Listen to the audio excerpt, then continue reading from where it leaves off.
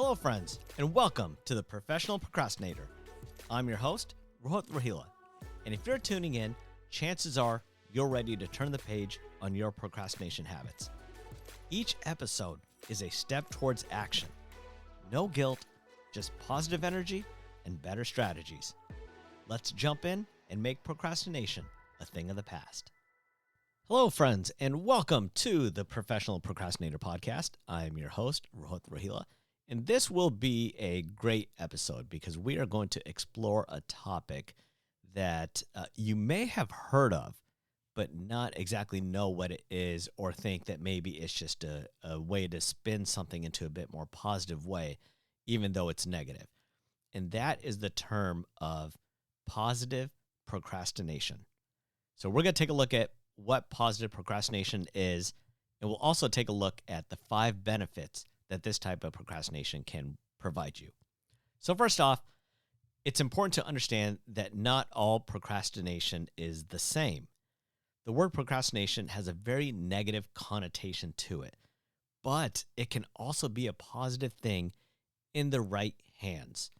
And I do want to emphasize in the right hands, because if you delay things from a strategic standpoint versus just delaying for the sake of delaying, then that's where things will change for you. So let's examine what procrastination is and isn't.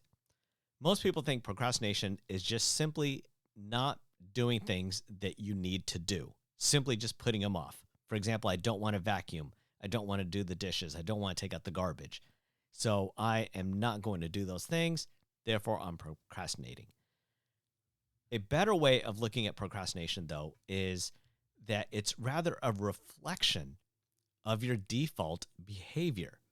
And what does that mean? Your default behavior is how you operate when you don't have anything else to do, anything lined up. So, for example, if you create a to-do list for yourself, you know what you need to do. And so if you aren't focusing on that, that's when procrastination kicks in. And your default behavior is always going to side with one of 3 things: something that's comfortable, something that's convenient, or something that's pleasurable. So again, going back to that example of taking out the trash, would I rather take out the trash or would I rather watch TV? I think that's a pretty easy one to figure out. But your default behavior is a reflection of how you're going to go about doing things. And most often, it will be centered around something that's comfortable, convenient, or pleasurable. So if that's what procrastination is, then what is positive procrastination? First off, I'd like to invite all of you to truly think about this term and not just use it as an excuse. Don't just say your procrastination habits are spun in a positive way. What positive procrastination is something specific. So let's dive into what that is. Positive procrastination is when you delay things on purpose rather than just not wanting to do something. Again, not letting it fall to your default behavior. A few examples of positive procrastination is delaying things until you have more time available to get those things done. And I'll give some further examples when I talk about the 5 benefits about positive procrastination. But one thing could be an example of when you have more time to get something done. Another example is when you have greater resources available to you.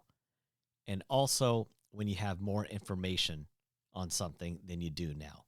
Again, positive procrastination is delaying things on purpose, not simply because you don't want to, but when you delay it on purpose because you have more time, greater resources, or new information that you don't currently have. So now that we know what positive procrastination is, let's take a look at 5 benefits that this type of procrastination can offer you. So number 1, one of the benefits of positive procrastination is that you have the ability to get more done.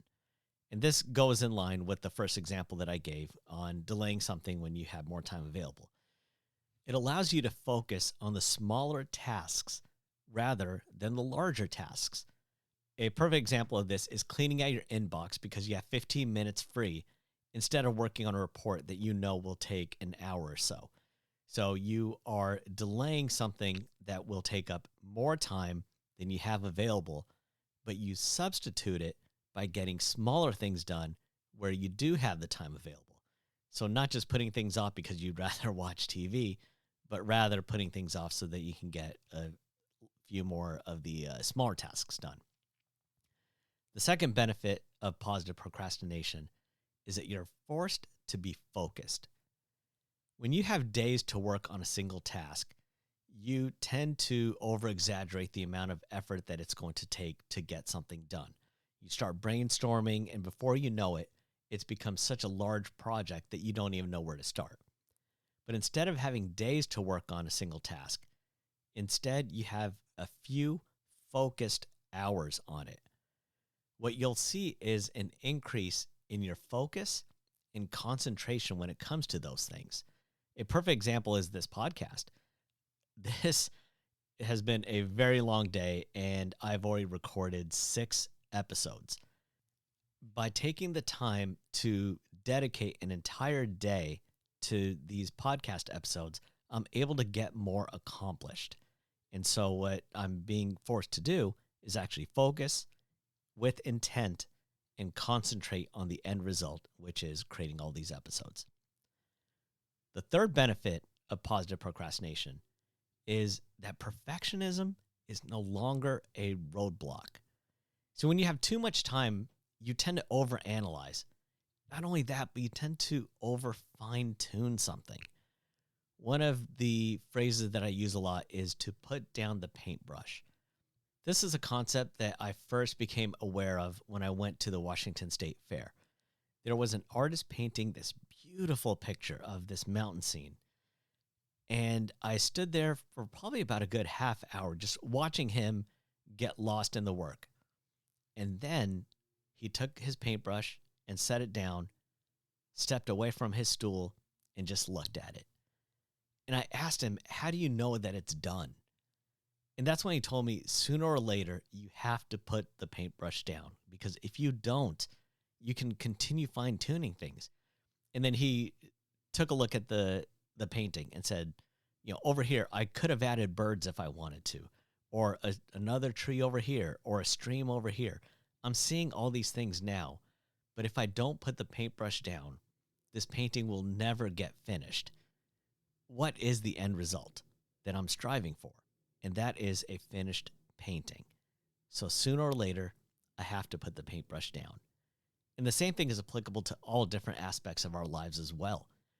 When I was writing the book, I'll Do It Tomorrow Ends Today, I knew that sooner or later I had to put the paintbrush down. I had to send the book to the editor and the formatter and get it out there. I could have stayed and fine-tuned and continued doing that to this day. And even looking back now, there are things that I wish I had done differently. But it's a finished product, and I have to move on. The important thing to understand when it comes to perfectionism is perfectionism only exists in the mind of whoever is creating that. So, for example, for the book, in my eyes, I can continue working on it. I can continue fine-tuning it. But for the reader, it's a finished product. It's going to help them overcome procrastination. It's going to help them see their default behaviors and the life that they've created and make those fine-tuned adjustments to drastically change the outcome of their life. If I continued to pour my heart and soul into it and continue to fine-tune it, it would never get finished, and I wouldn't have the opportunity to change the lives that I ultimately want to do. It, in a way, forces you to reduce your overall acceptance of what is acceptable. The fourth benefit to positive procrastination is that it helps you become more creative. You tend to think outside the box.